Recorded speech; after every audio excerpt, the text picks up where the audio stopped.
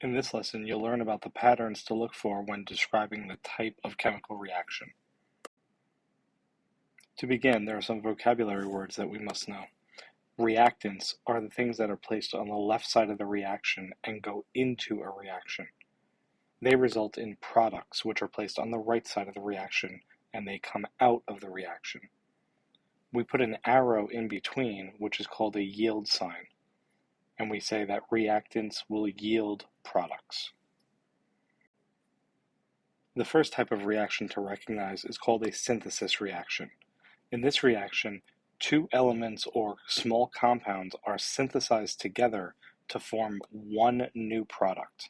You can recognize this reaction because it begins with multiple reactants, but only one product.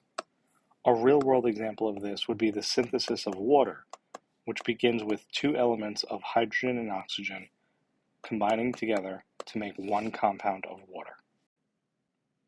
In the opposite reaction, there is a decomposition occurring. This is when you begin with one reactant as a compound, which then breaks up into multiple products of simpler elements or compounds. A real-world example of this would be the decomposition of water, where we begin with a compound and then break it up into its elements. Next, there is a single replacement reaction. In this reaction, you will notice that there's one element and one compound on each side of the equation. One element and one compound.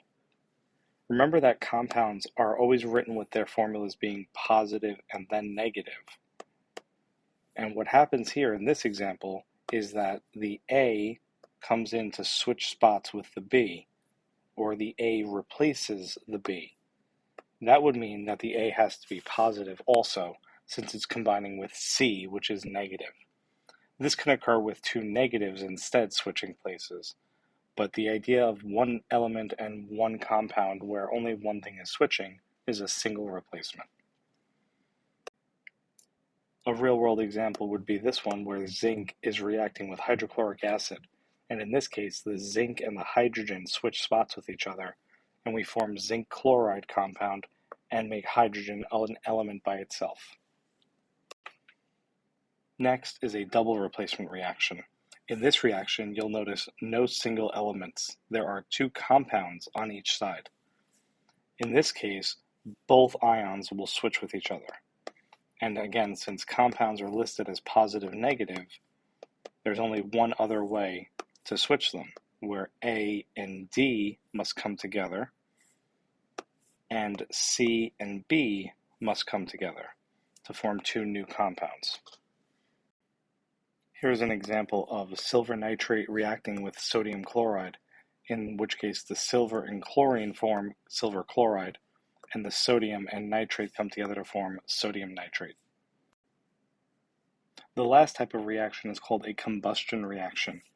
In this case, there always must be an oxygen reactant and a carbon dioxide and water product. That's why there's no variables listed in this example. There are always going to be these elements and compounds. The one that changes is this beginning compound, which is called a hydrocarbon, and it can have various numbers next to it, such as CH4, C3H8, C2H6, and so on. But the other remaining compounds must be O2, CO2, and water. So once these are noticed, it immediately is a combustion reaction. After determining the type of reaction, you're going to be responsible for balancing the reaction. Balancing applies when you look at a reaction and you notice that the number of one element on one side is not equal to the number on the other side.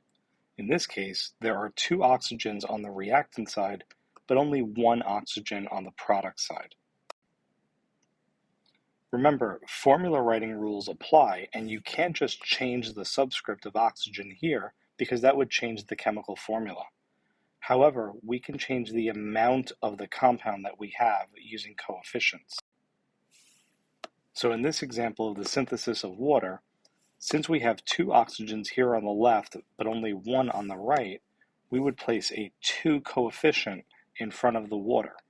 This would mean that through distribution, there are now two oxygens in this compound. However, Since it's a coefficient, it also distributes to the hydrogen, which now says that there are 4 hydrogens on the right side, yet on the left side there are only 2. Therefore, we must balance that by putting 2 hydrogens on the left side as well. This will now distribute to make 4 hydrogens on the left. And there are also 2 oxygens on the left and 2 oxygens on the right. This equation is now balanced. Remember that although it's not listed, there is a 1 in front of this oxygen. You don't need to put that coefficient there because it's a 1, but you must remember that it does exist. The purpose of balancing is stated here, that you must have the same number of atoms of each element on both sides. It doesn't matter that the elements switch into different compounds, but the total amount that you start with has to equal the total amount you end with. Remember, you cannot change formulas after they are written. Here are a few more examples of balancing. In the first one, we have 2 nitrogens on the left side, but only 1 nitrogen on the right side. Therefore, we would put a coefficient of 2 in front of the NH3. This would now balance the 2 nitrogens. However, it also is going to affect the hydrogens, which would now be 6. And since on the left side there's only 2 hydrogens, we would have to balance that by putting a 3 in front of it, and again making 6 hydrogens. Pause the video if you want to try the next one by yourself. In the next example, we go one by one and see that there is 1 zinc on the left and also 1 zinc on the right. We then move to our next element, 1 hydrogen on the left, but 2 hydrogens on the right. Therefore, a 2 must be placed in front of the HCl. This will now also make 2 chlorines, which now matches the 2 chlorines in zinc chloride.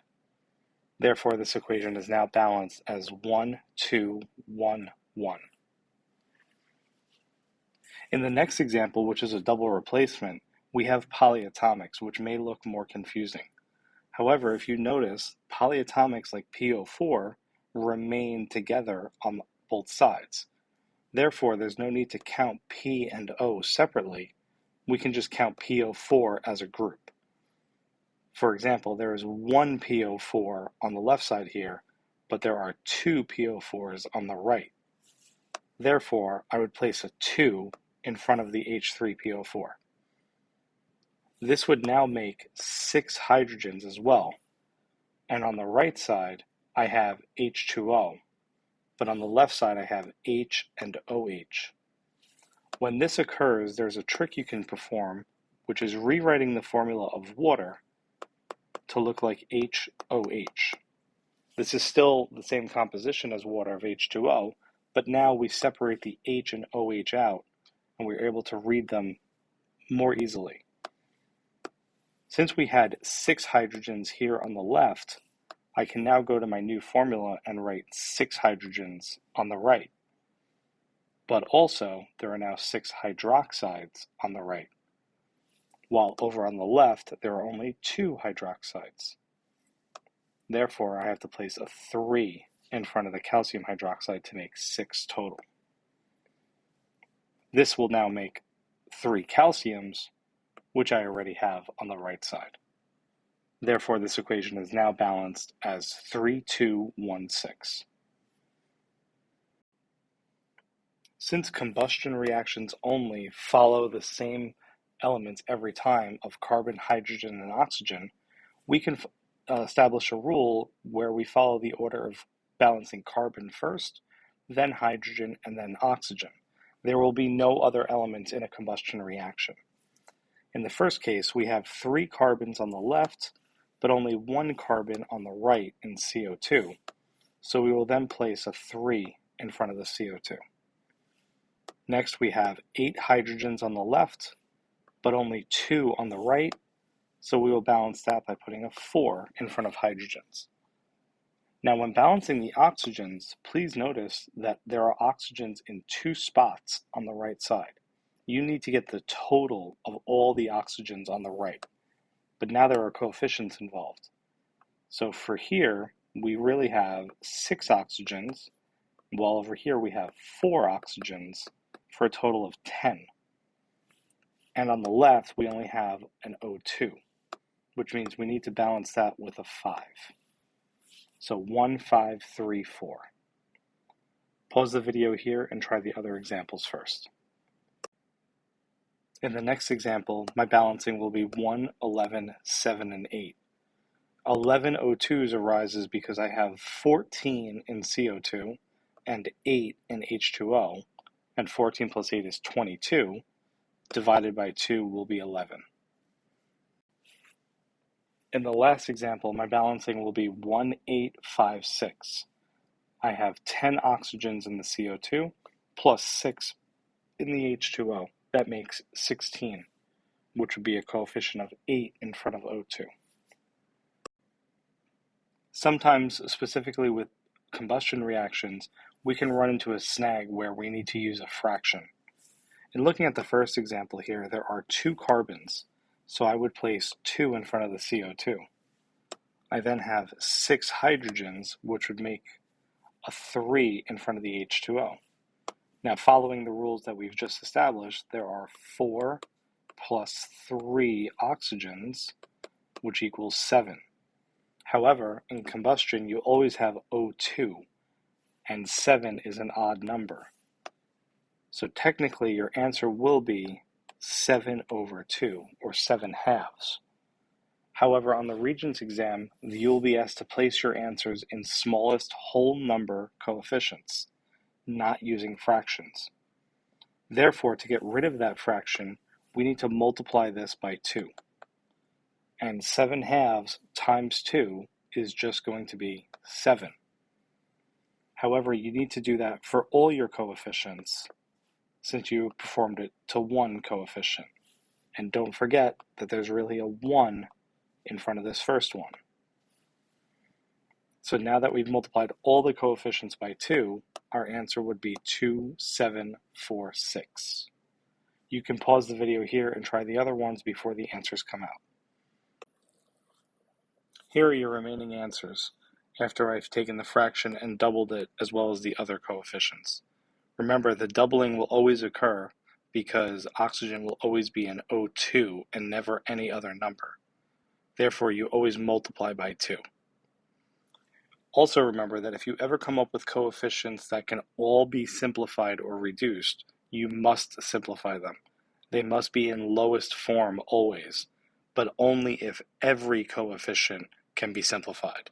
If even one of them is a coefficient of 1, then it already is in its lowest form.